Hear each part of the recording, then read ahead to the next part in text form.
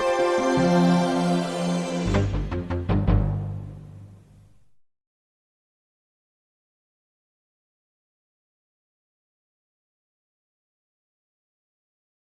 good morning. Good morning, everyone. My name is Joel Vaz, and I'm here to present the roundtable. We are going digital. What about sustainability? First of all, I would like to thank University Lusíada, COMEGI as well, and Professor Isabel Cantista for bringing up these themes and to get us the chance to discuss those very important topics: digital economy and sustainability. Those topics are something we should think about in the future, but not only in the future. Of course, those topics are for today and they are for the present. And most important of all, they should also have been more discussed in the past. So let's change it, let's face it, and let's open our roundtable. Secondly, I would like to thank and welcome our guest partners. On my left, I have Daniel Alves, which is head of innovation and research at e-Goi. e-Goi is a high-tech Portuguese platform for multi and omni-channel marketing automation. Daniel is also the AI director in terms of research. On my left, there is Bruno Borges, which is CEO of iServices. iServices is a company dedicated to refurbish and sell used phones and accessories. Currently, they have 43 physical stores and one online store, and they offer lifetime warranty. This is a provocation. They offer lifetime warranty on their refurbished phones, which is an interesting starting point for sustainability. And last but not least, we have Luís Bravo Martins, which is Chief Marketing Officer at Kit AR. Kit AR is an industrial augmented reality startup. Is also the author of the book Metaverse: See Behind the Hype. I will like to address my first question here to Daniel, and my first question is regarding omnichannel. Daniel, the omnichannel concept and its optimization has contributed positively or negatively to sustainability? First of all, thank you so much for the invitation. Sorry, Isabel Cantista, it's a pleasure to be here again. In the couple weeks, we have interact mostly with artificial intelligence, and today we are talking about e-Goi service and about our platform. e-Goi is a proudly company. We are based in Matosinhos, and we have a slogan, Matosinhos, from Matosinhos to the world. We are right now in more than 40 countries, and we have more than 100 billion emails sent last year all over across the world. Omnichannel is a reality and increase it highly in the past years before the pandemic. Most of the companies start their business in the traditional way, and they have to engage their audience if they start online in the customer journey online, or if they are in the traditional store. So omnichannel improve the sustainability of the business, increase their channels of communication, and decrease the costs of the communication as well. I remember, for instance, we have all the major players in retail market, from the Continente, Pingo Doce, Intermarché. All of you receive their journals, their flyers with promotions physically in our homes. Now we are working with digital flyers, and we can track all the behavior online and offline in providing the best channel and the best time to communicate with them. So we increase sales, we increase margin, and we decrease the cost of the communications, the traditional communications. We are right now working in it's a provocation for the colleague of Kitar.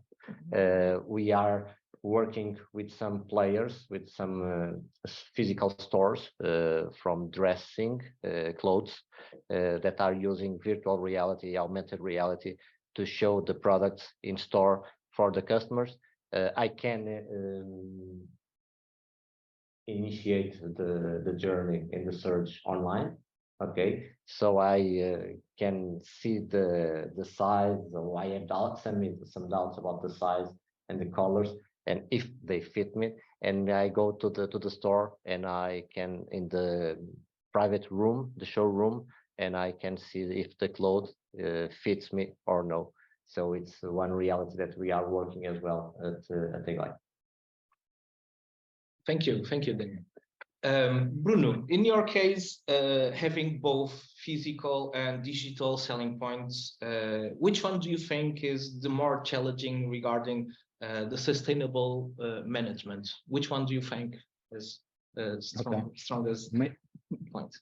Maybe I will use this one. Good morning all.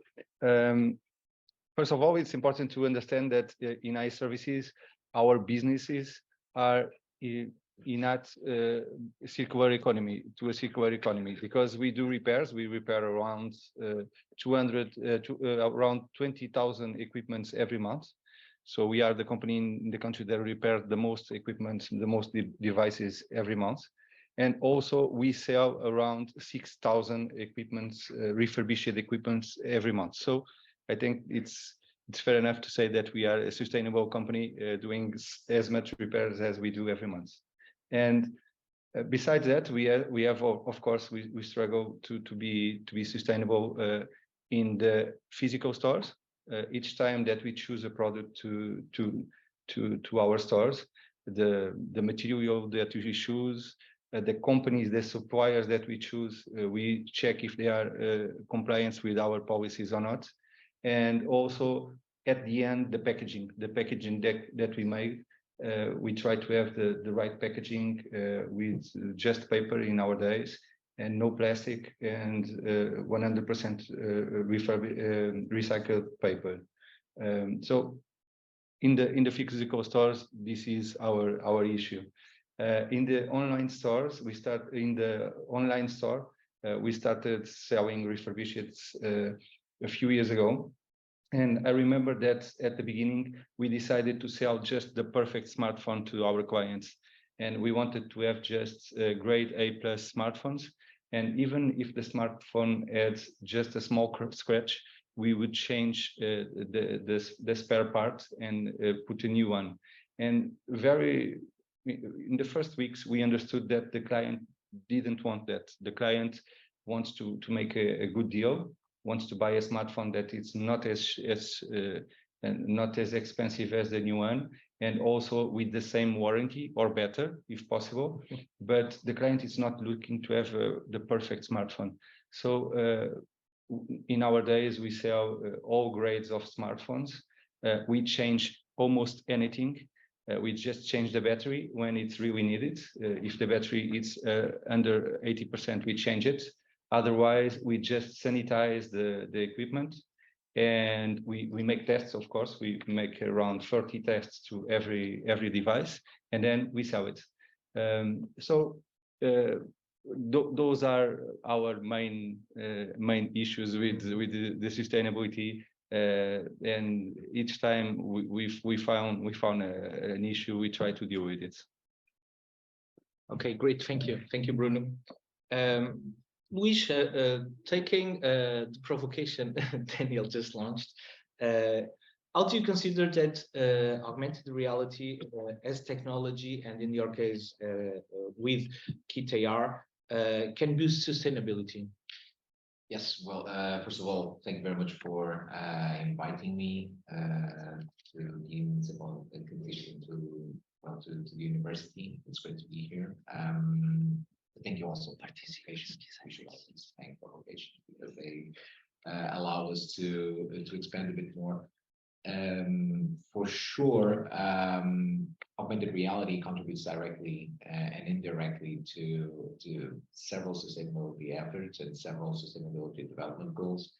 I would say, so to begin with, maybe it's important for the sake of the audience to quickly do a separation between what is virtual reality and augmented reality. So you've probably seen the opaque headsets, virtual reality headsets that you replace your physical reality by a digital one. So that's the characteristic of virtual reality, while augmented reality does not allow you to replace your physical reality. It overlays digital content on top of the physical reality. So while one replaces, the other overlays digital content, right? So talking about augmented reality as a whole, the ability to, for instance, spatialize and enable us to interact with 3D content in front of us by voice or by gestures, for instance, takes away the need for a mouse or for keyboards. Maybe you weren't aware of this, but these things were created like last century. We weren't born with these. Right? So now, just the ability of not producing keyboards, not producing mouse, not producing peripherals, that's big. So just that impact with augmented reality is something that has that is very, very visible sustainability wise.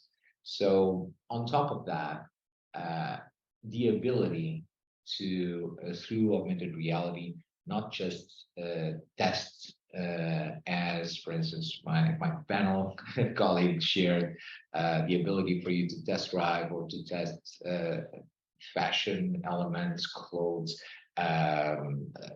shoes, and then be able to order them at the distance, but without having to have them in and then just sending back all the others that you don't want to, enables us also to become much more sustainable on the logistics side. Having, for instance, the possibility of for architects, for instance, to discuss materials and to discuss at a distance how they should move forward with the project. And by saying architects, I can say scientists or teams. And by each one of them seeing the 3D digital elements in front of them, the same way as they could be seeing if they were sharing the same space. So again, that prevents traveling. So there are several good elements in there for sustainability. Regarding Kit AR, we are not just an augmented reality startup. So we gather augmented reality, artificial intelligence, and process mining technologies to make human errors in production lines irrelevant. So that's our main focus. And because of that, of our activity, we prevent a lot of waste. So in that sense, we also cater to at least 2 sustainable development goals. Yeah, Luís was talking about the experience of the customer in the store and the changing of the behavior of the new customer that we have post-pandemic. There are some costs of the shipping of the product to the home of the persons, and perhaps you have the same issue. With omnichannel, we can using other channels to communicate, but when someone buy 2 products because they don't have the certain of the size, I'm going to lose 2 products in my stock that I'm going to shipping for home. Then I'm going to give the shipping fee if someone didn't fit. And so there are some issues that we have about the sustainability after the purchase.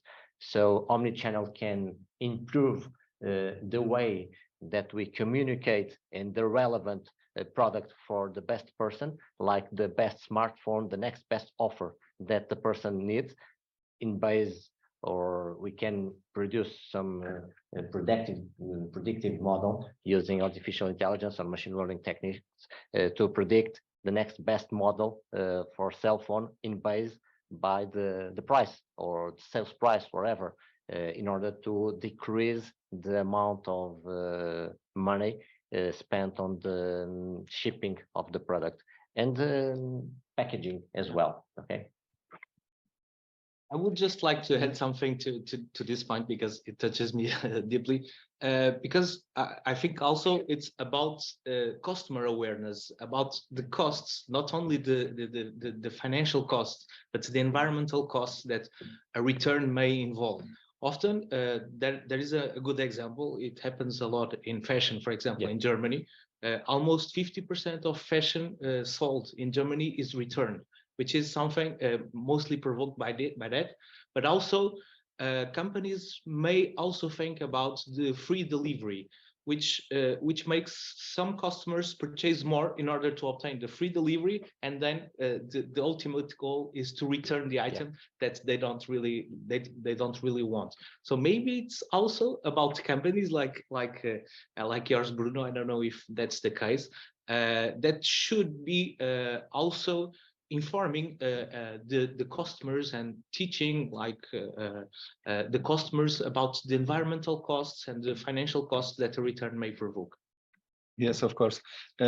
In iServices, we have different realities. So in our company, we sell in our website. It's our main way to sell.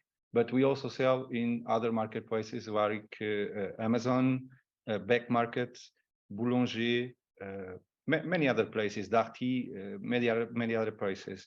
And what we see is that in Portugal, in our website, the returns that we have, the ship back that we have, it's around 1%. In Amazon, it's between 15 to 20%. So it's quite different, and I believe it's different because Amazon trained their clients to do that, to their expectation even many times it's to receive the money back and not the product and not send the product back. So that's the actual reality of the business. 1% in iServices and almost 20% in Amazon. Okay, great. The next question is again for you, Bruno. And since you already started talking about other platforms, how do you have been watching the growth of second-hand sales and the product life extension? Was this a phenomenon brought mostly by digital platforms like Vinted in case of fashion and Back Market, as you told? And what about the Portuguese consumers? They show more or less resistance in terms of purchasing interest of used products. I think in nowadays they show many interest, but the electronic refurbished market, it's quite different from the textile or the fashion market. Mainly, I would say that a few years ago, it was a slowly growing market and many innovations happening, and not as many persons were looking for second-hand products. Today, in our business, in smartphones business, the innovation, it's not going as good as it was. So we have many clients looking for second-hand smartphones. And the problem is that the companies don't innovate. They send to the market a new equipment every year, but sometimes it's the same design or a very slight changes in the battery or in the camera. So not enough for the clients to decide to buy a new one. And with the refurbished, they can buy it for 20, 30, 40, or even 50% less with the same warranty. So we give to all our clients 3 years warranty in the refurbished and lifetime warranty if it is a repair with us. So last year we did around 9 million euros in refurbished just in Portugal in 2021, and in 2022, so last year we did 16 million euros just in refurbished smartphones in Portugal. As I told you before, we sell around 6,000 smartphones every day, and we sell those smartphones not only in Portugal but also in Spain, France, Belgium, every day. And we can do that here in our country, and the next day it will be in Paris, for example. So the market is growing a lot. The data that we have is that it's going to grow 50% every year for the next 5 years. So it's much more than the repairs, much more than the accessories in our business, and it's going well. Finally, I think that the brands will try always to calm down these markets, surely, and they try to do it in several ways. One of the ways is to have very expensive repairs. If we see a repair of one of the main brands, a repair of a device with 5 years, it's 350 euros, and the repair of a device with 1 year, it's 350 euros also. So there's not a commercial way of dealing with it. They are trying to convince the client to buy a new one, and also the warranty that they want to give to the clients. It's a low warranty, and also the price of the spare parts is very, very high. So very difficult for companies like us or even the final client to do a repair. Anyway, I think this will be a market that will grow for the next years, and I believe that this year we are going to double again the revenue in refurbished equipment. Okay, great, thank you. Thank you. Luís, having write a very interesting book about multiverse and being this reality also based on blockchain, how do you anticipate that those technologies can be environmentally sustainable in the future? So,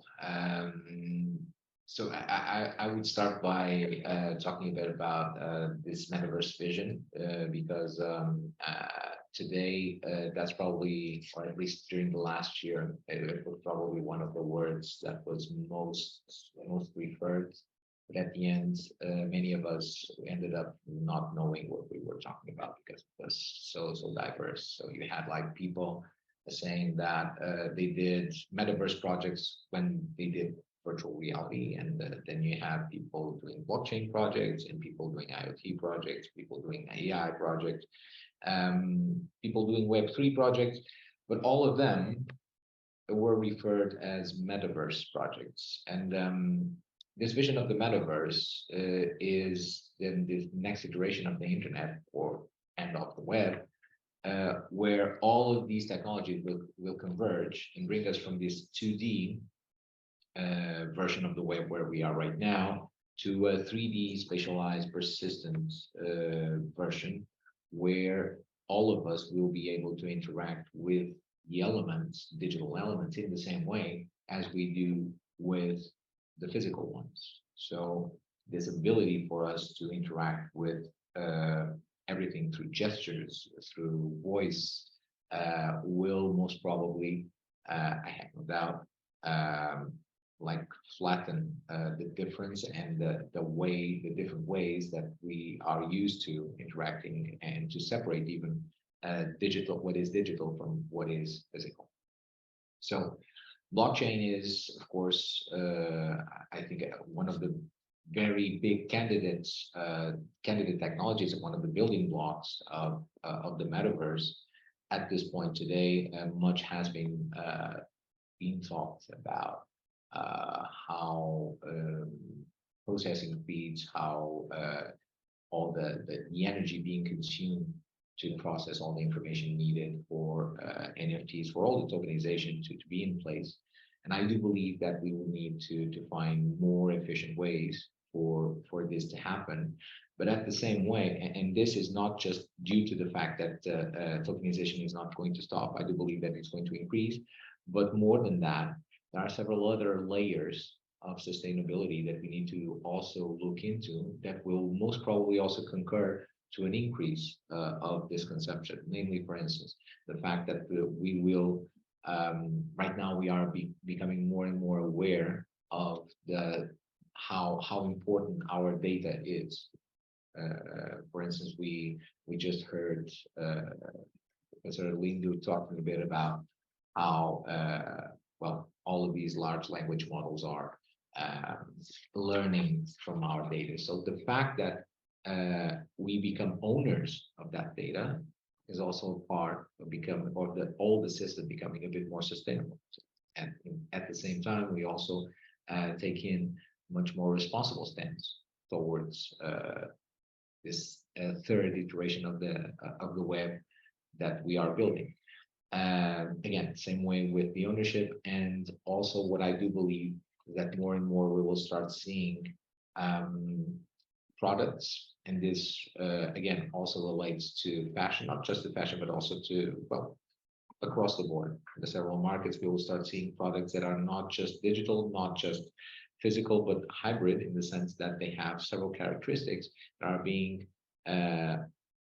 pulled from one side to the other, and that in a synergistic way generate value for the end customer. So for instance, the possibility of me having a very unique kickers or sneakers, pair of sneakers on a digital world for my avatar is really, really interesting, in a sense that it already like triggered a new business model called business to avatar, but at the same time also maybe enables me to get in touch in real life with other people that also have those sneakers, and those sneakers might be like a proof or a token of a specific tribe or of a specific group. So all in all, this is saying that yes, I do believe that it's going to increase. There are several challenges to be had. Most probably will be solved at a protocol level, but I also believe that blockchain will be structural for what's ahead. Okay, we'll see it. We hope to see it. Yeah. Okay. Can I? Yes. Luís, last month I heard from Bruno from a small compile that they sold more than 500,000 cans of small at the GTA metaverse. That's the issue. Like, for instance, before in 2021, I played GTA or 2020, I don't recall, and it was a game. Now it's still a game, but we can call it metaverse. Yeah, and it's really important, I think, for the strategy of the metaverse to be in place. But the game itself, it's still a game. So that's why I'm so adamant at like trying to separate things, or else some issues or confusion installs. And it's really important for us to get, like, specifically for all these new technologies, for us to get the concepts right, or else it's really easy for us to like feel confused. And when we feel confused, that's like the first step for us to start rejecting the concept. But sorry, I think I interrupted you. No. Because there was very interesting, because he made a quiz. He asked to his kid, what do you want? Do you want $50, okay, cash? Do you want a product, or do you want $50 in Bitcoins to purchase the Balenciaga for GTA? Yeah, okay, it's the $50 for the Balenciaga GTA custom for my avatar. It's the new reality from the young generation. But again, that relates directly to identity. Yeah. There's a Deloitte tech trend report, I think, from 2022, that where Gen Z and millennials, so people in the room and maybe some people that are like older, stated. So we're talking about, I think it was 59% of the people responding to the survey said that their digital representation was much more accurate than their physical one. So let that sink in, because we're talking about people that say that their avatar represents them much better than their physical form. Yeah. So when that happens, of course, the identity is changing the way that we perceive it. Now, let's take it another step. Those avatars that people are using in each other one of those platforms, are those avatars actually theirs? No, they're not. If the platform just decides to pull the plug, off they're off. Now, this is the issue. Like, for instance, as you said, there's the possibility of me buying that Balenciaga jersey, wherever. Yeah, exactly. So if it's not portable, then it's not yours. Yeah. So, and these are the topics that today, and again, we were talking about blockchain. Blockchain can help on that. But furthermore, it's really important also for us as a society and as part of the European Union and as a nation also to think about how these problems can be addressed, because these are right now the problems that are being felt by who is going to, well, be in the professional market in like 1 or 2 years or 3 years, is going to decide and start to vote in like less than 10 years. I have a son with 9 years old. It's the same thing. He goes on to Roblox, and he, besides interacting with friends on Roblox, and this is yet another thing because friends recognize him and they discuss the avatar. He also is very keen on knowing what are the new options available in each one of the games that he's playing. So again, it's really important for us to get in touch with this new digital layer of behaviors that exist, this new digital lifestyle, but at the same time also realize that this is the past. So not even the present. So right now, what's happening is it's being driven at a much bigger speed. And like, for instance, when I hear about virtual reality, there are several people saying, oh yeah, but virtual reality, no one has a headset, so it's nothing. And it's already dead, like several times. And then, okay, so that's it. But take into account that, for instance, a social network called Rec Room already has 75 million people registered. So that's 75 million headsets. So what we're talking about then, it's not just a very niche market. We're talking about something that is, of course, happening. And guess what? We're not talking about something that is happening at all ages, at all age levels. It's happening, of course, in the younger generation, which means the future. And the present also. And that's again the topic, because it's not like, oh, we should think about the younger generation in the future. No, we should think about them right now. We should like start preparing and not because well, the stakes are really high. Sorry. Okay, thank you, Luís. Daniel, one of the projects that you have been developing and which is very interesting in sustainable terms is the register verified ID. Can you explain us what this is and what it may represent in terms of sustainability, but also in other terms like law and court processes? Yeah, we have here a specialist, Professor Adel, that's gonna talk this afternoon. Professor Aid, sorry, that's gonna talk this afternoon about cybersecurity. Register Verified ID is a product that we developed at e-Goi that dismaterializes the physical mail that, as we know, okay. We have some challenge because we work with various verticals of business, but we have insurance, banking, we have utilities, various companies from utilities, but also banking and insurance. And the communications that we send by email, all of them have a send date, a send hour. When they enter in the inbox, have a sending or enter hour, enter date. After them, they have a click date, a click hour, but they could not be used in court. Okay, imagine that I'm contracting a credit for my home. Okay, I'm not. I received 2 or 3 communications by email, and those informations could not be used by court.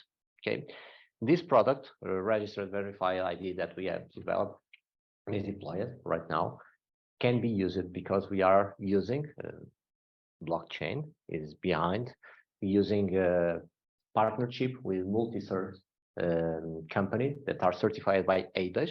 Okay, it's a European regulatory institution. So I can, with double factor of authentication, said that I received that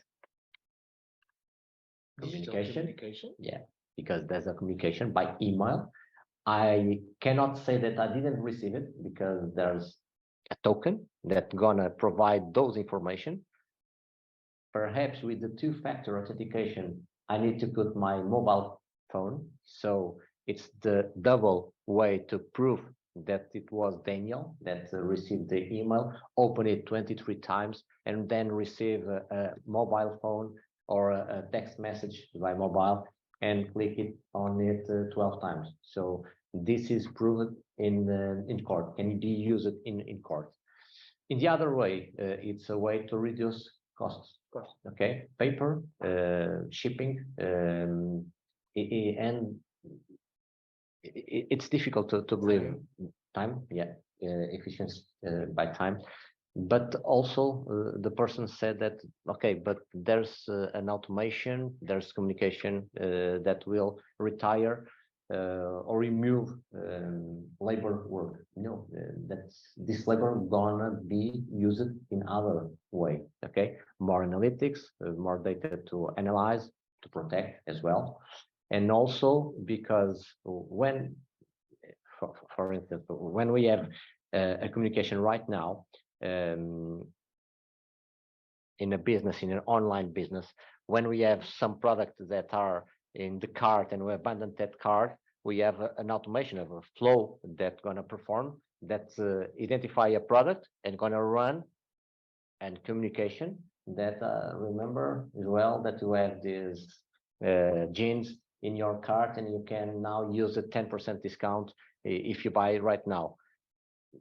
I'm not remove the person. I am allowing this person in marketing department, for instance, to think creatively and strategically to the next step they want to put their business. So with this product, we reduce costs, okay, but we allow the person that are in their business to more interactive work, more analysis, how to engage their person and help their person.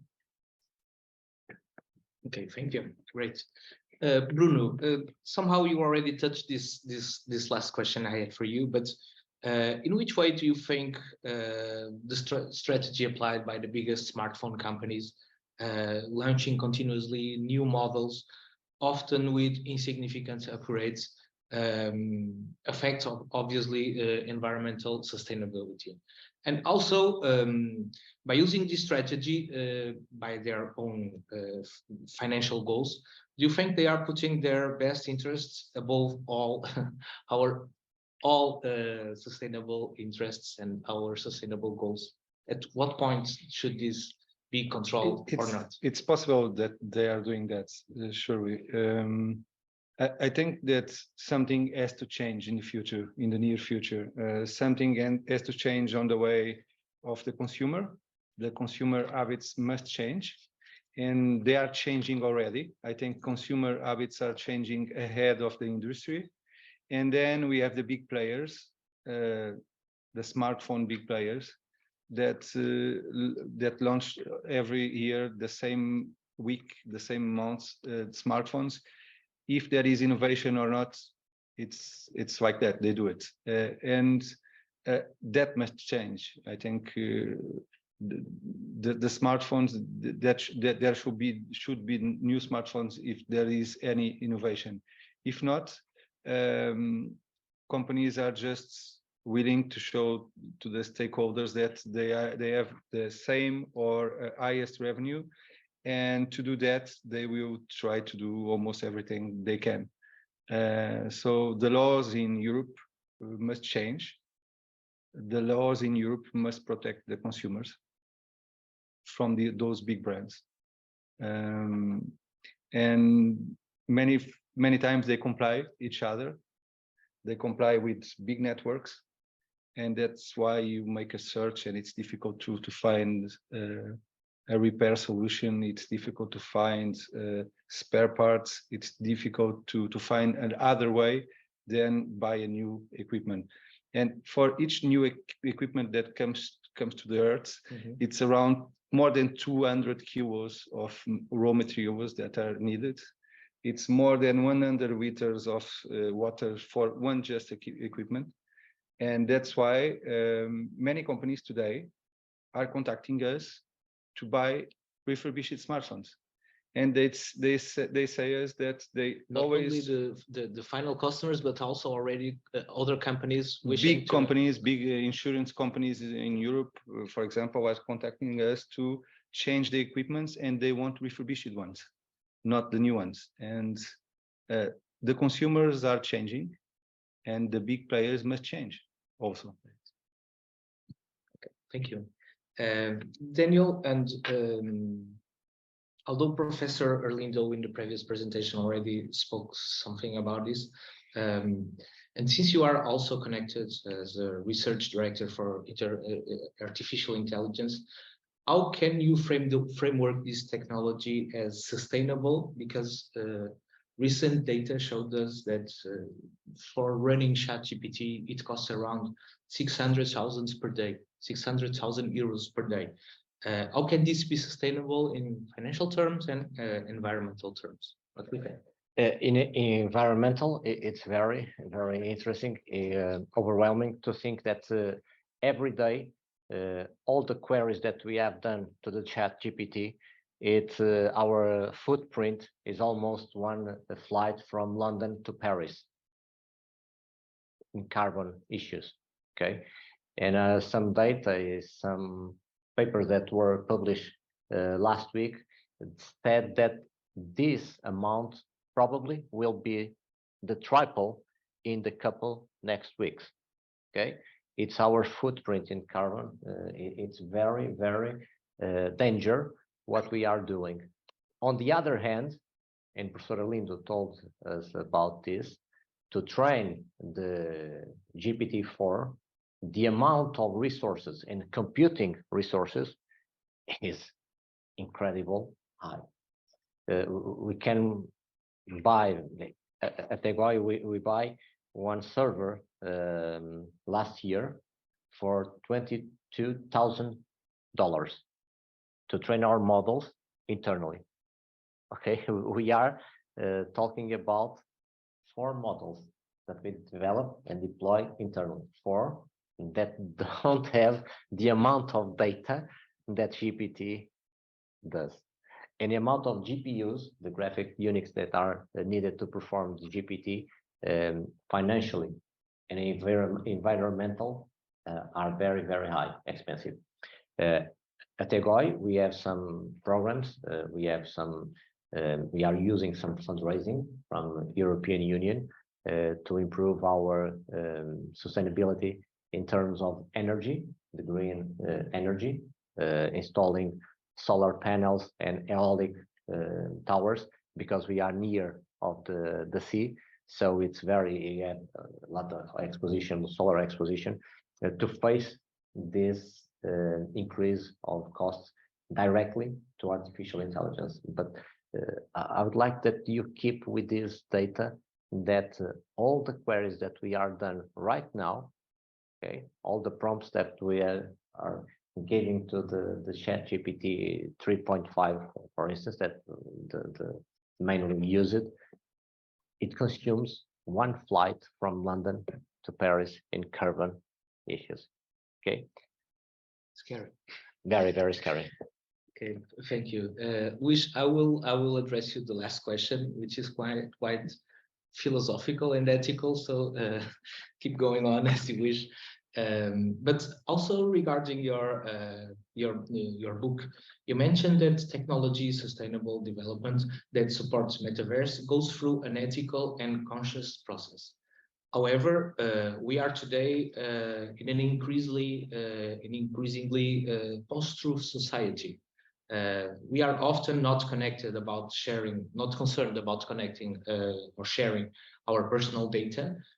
We use platforms that we don't really understand what they are and that aren't even quite regulated.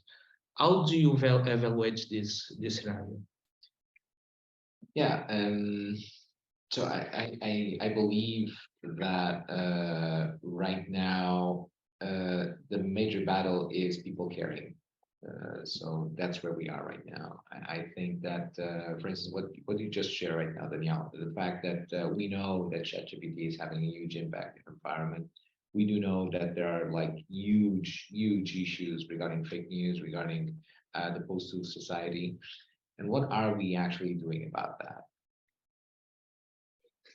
Having the talk and the comments. So that's the topic.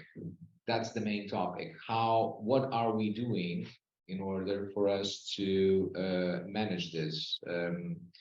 I am very much at odds with what was said previously regarding that nothing can be done regarding AI and its development. I do believe that we need to find ways to advance AI and AI services, but in a responsible manner. I do believe that it's possible for us to regulate and to identify ways to filter the information and the data that is provided to AIs. I do believe that some AI services can be made available, some cannot, and we need to be clear about the criteria about those. So because right now, if we don't care, we will move from a post-truth society where we have all this very polarized stances and positions, to a post-reality society where we will start living in our very own reality with the help of AI assistants, with the help of that will tell us exactly what we want to hear, with the help of augmented reality and virtual reality, which will recreate the world in ways that we want it to be recreated.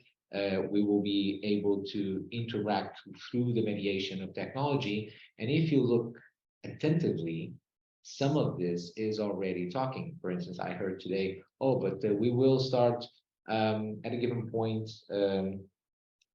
selling to machines. I think that. Well, right now I work in marketing, and well, most of my days trying to convince the Google algorithm that I'm relevant, or that, for instance, and you also know that, convincing like Outlook and other email clients spam filter that I'm not unrelevant or spam. So just that has been happening for like more than 10 years. Is just a blimp of the importance of technology in our daily lives. And we need to care more. We need to feel and to be more attentive on what we can do in order to take a position and actually do what Isabel was talking about, to intervene and to make the future, make of the future what we want it to be, or else we will just accept what others will build for us. Okay, thank you very much, Luís. Thank you very much, Bruno and Daniel.